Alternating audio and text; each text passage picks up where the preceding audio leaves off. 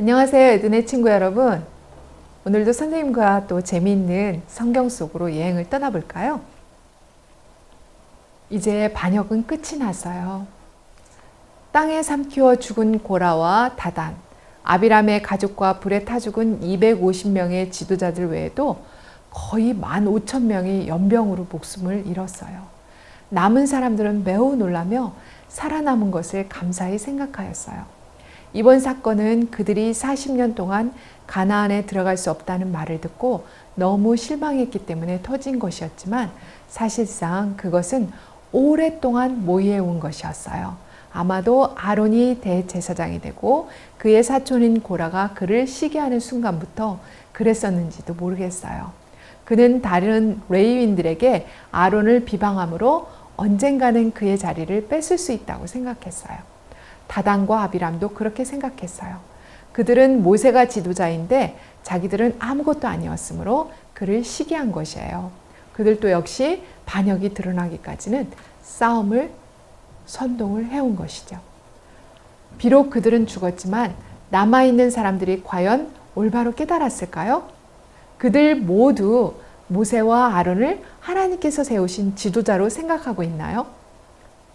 잠깐 동안은 그런 것처럼 보일지 모르지만 누가 그걸 믿을 수 있겠어요? 너무나 많은 레위인들이 심한 벌을 받았기 때문에 많은 사람들은 혹시나 하나님께서 그들에게 성막에서 봉사하지 못하게 하시지는 않을까 하고 의심을 했어요. 하나님께서는 그분의 뜻을 뚜렷이 나타내시려고 모세에게 명령하셨어요. 12지파의 지도자들에게 각각 지팡이를 가지고 회막으로 나오게 하라는 것이었어요. 그 당시에는 걸어 다닐 때 긴 지팡이를 가지고 다녔거든요. 12사람이 명령대로 했어요. 아론도 레위 지파의 두령으로서 그들과 같이 있었어요. 그들은 장막에서 제일 중요한 인물들이었으므로 왜 모세가 불렀는지 모두 의아하게 생각할 수밖에 없었죠. 그들은 틀림없이 지난 며칠간의 비참한 사건에 관련된 일일 것이라고 짐작했어요. 모세가 그들에게 지팡이를 달라고 했을 때 그들은 얼마나 놀랐을까요? 도대체 그걸 가지고 무엇을 하려는 걸까? 지도자들이 한 사람씩 지팡이를 건네주자 모세는 조심스럽게 그 지팡이 위에 이름을 적고 다른 지팡이들 옆에 놓았어요. 시간이 꽤 걸렸어요. 그동안 12사람은 무슨 일이 일어나느라 하고 궁금하게 생각하고 있었어요. 12지팡이 위에 12사람의 이름이 똑똑히 적혀서 섞일 염려가 없게 되자 모세는 그 지팡이들을 모아서 팔에 안고 회막 안으로 가져갔어요. 그가 다시 밖으로 나왔을 때 그는 그들에게 가도 좋다는 명령을 내렸어요. 그러나 그들은 그 이튿날 또 와야만 했어요. 그러면 하나님께서 12지파 가운데 어느 지파가 성소봉사를 맡도록 뽑혔으며 어떤 사람이 하나님께 봉사할 지도자로 뽑혔는지 기적을 통하여 보이실 것이었어요. 지팡이에 꽃이 피는 곳이 표였어요. 마르고 오래된 나무에서 잎이 나고 꽃이 필 것이었어요. 12사람은 빈손으로 집에 돌아갔어요. 그들의 마음은 떨렸어요. 그들은 하나님께서 이스라엘의 지도자를 새로 뽑으시려나 하고 생각했어요. 아론이 아닌 누군가가 내일이면 대제사장이 될지도 몰라요. 그들 중에 과연 누가 대제사장이 될까요? 그들이 집으로 가는 도중에 사람들은 그들에게 지팡이가 없음을 알아차렸어요. 지팡이들을 모두 잃어버리셨나요? 하고 그들은 물어봤어요. 아닙니다. 모두 성막에 두고 왔습니다. 그들은 대답했어요. 누구 지팡이에 꽃이 피고 열매가 맺힐 것인지 알기 위해 기다리는 중입니다. 다음날 아침 회막에는 결과를 알기 위해 몰려든 수많은 무리들이 있었어요. 12지팡이 중에 과연 어느 지팡이에 꽃이 필까요? 12지도자가 도착했을 때 모세가 회막으로 들어갔어요. 모세도 그것을 보고 놀라지 않을 수 없었어요. 왜냐하면 한 지팡이에 싹이 나고 꽃이 피었을 뿐 아니라 잘 익은 살구까지 달려 있었으니까요. 그는 12지팡이를 밖으로 가져갔어요. 밤사이에 나무로 변한 지팡이를 보았을 때 사람들은 얼마나 놀랐을까요? 누구의 지팡이입니까? 하고 그들은 외쳤습니다. 와서 보시오. 모세가 말했어요. 12사람은 쏜살같이 앞으로 나왔어요. 그들은 이름을 찾아보았어요. 꽃이 피고 살구가 달려 있었지만 분명하고도 정확하게 이름이 보였어요. 아론! 그들은 일제히 말했어요. 그들은 모두 만족했어요. 하나님께서 말씀하신 것이 분명했으니까요. 그분께서 여전히 레위 지파가 성막을 돌보고 아론이 대제사장이 되기를 원하심이 분명했으니까요. 아무튼 아론은 이제 자기 지팡이를 다시 가져갈 수 없게 되었어요. 왜냐하면 하나님께서는 그것을 성막에 두어서 반역한 자의 증거가 되게 하고 원망을 그치게 하라고 모세에게 명령하셨기 때문이에요. 얼마 동안 그 지팡이 때문에 원망하는 소리가 들리지 않았겠지만 그들은 곧 다시 불평을 터뜨리고 말았어요. 그 후 40년간을 이스라엘 자손들은 광야에서 막 헤매었어요. 그동안에 무슨 일이 있었는지는 별로 알려진 것이 없어요. 그들은 풀이 있는 곳에서 짐승들을 먹이고 며칠 동안 머물면서 이곳저곳으로 지친 몸을 이끌고 옮겨 다녔어요. 뙤약볕에 살갗이 타고 물집이 생긴 채 목적지도 없는 여행을 계속했어요. 눈앞에 보이는 것은 절망뿐이었어요.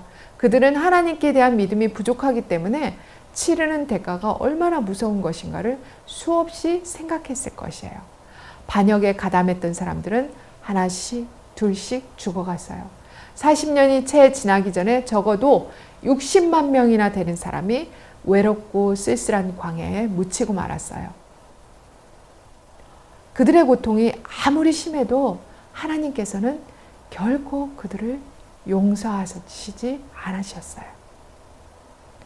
하나님께서는 안식일만 제외하고는 매일같이 그들에게 만나를 내려주셨어요.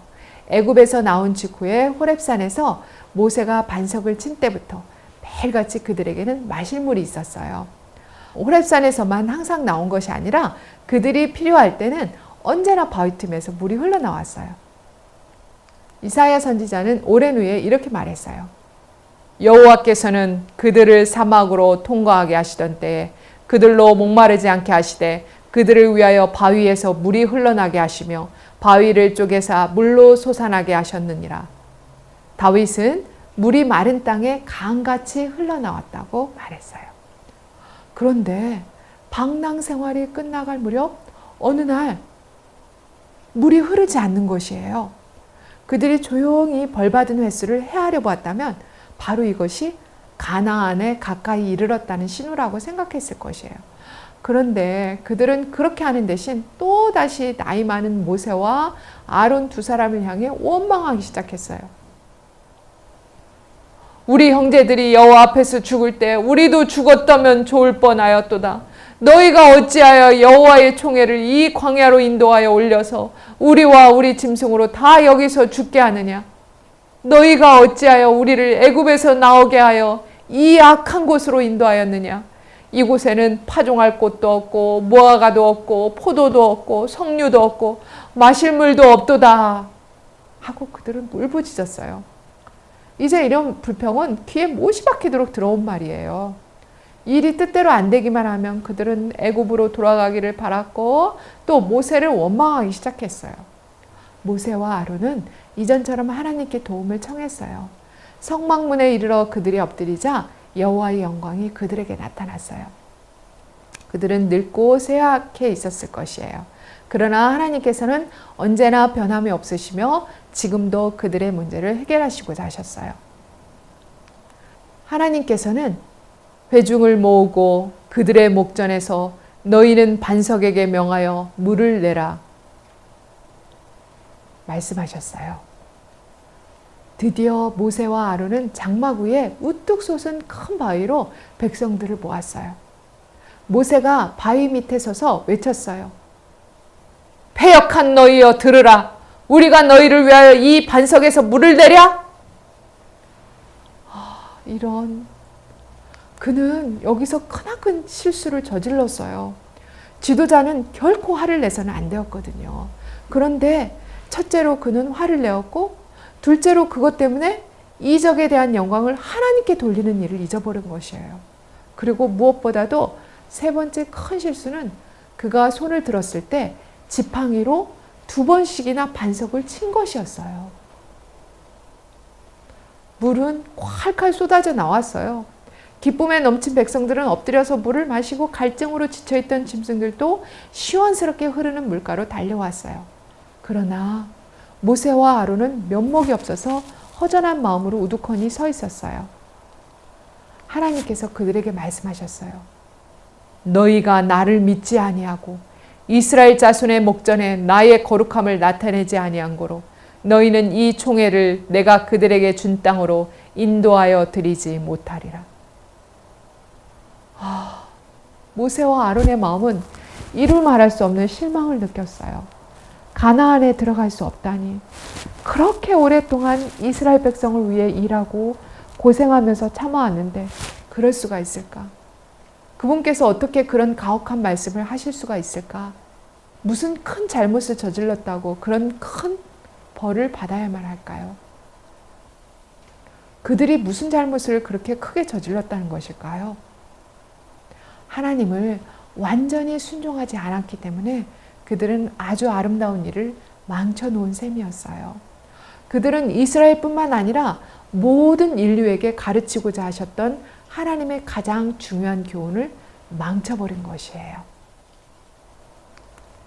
반석은 바로 예수 그리스도를 상징하고 있어요. 그분께서는 단 한 번 침을 당해야만 했거든요. 결코 두 번이어서는 안 되었어요. 여러 번이 아니라 그분은 많은 사람의 죄를 담당하시기 위해 꼭 한 번 제물로 들이신 바 되어야만 했어요. 모세도 호렙산에서 한 번만 반석을 쳤었어요. 그렇게 해야만 했기 때문이에요. 하나님께서 그렇게 명령을 하셨기 때문이죠. 그런데 이번에는 두 번을 거듭친 것이었어요. 하나님께서는 분명 그에게 반석을 치지 말고 물을 내라는 말만 하라고 명령하셨는데 말이에요. 그것은 마치 어디서나 필요한 때에 죄인들이 그리스도께 말하기만 하면 생명수가 그 마음으로 흘러들어가는 것과 같아요. 가련한 모세와 아론, 아마 그들은 그 사실을 우리들처럼 잘 이해하지는 못했을 것이에요. 그러나 하나님께서는 그들이 이해하지 못한 것 때문이 아니라 믿고 순종하지 않은 것 때문에 그들을 꾸짖을 섞었던 거예요. 네, 우리는 때론 하나님께서 우리에게 말씀하시는 내용을 이해하지 못해서 순종을 안 할 때가 있을 수 있어요. 그러나 우리는 비록 지금 그 당시에는 이해가 안 된다 할지라도 하나님의 말씀에는 무조건 순종할 수 있는 그런 자가 되었으면 좋겠어요. 네, 다음 시간에 또 여행을 떠나보도록 하죠. 다음 시간까지 우리 친구들 건강하게 잘 지내요. 안녕히 계세요.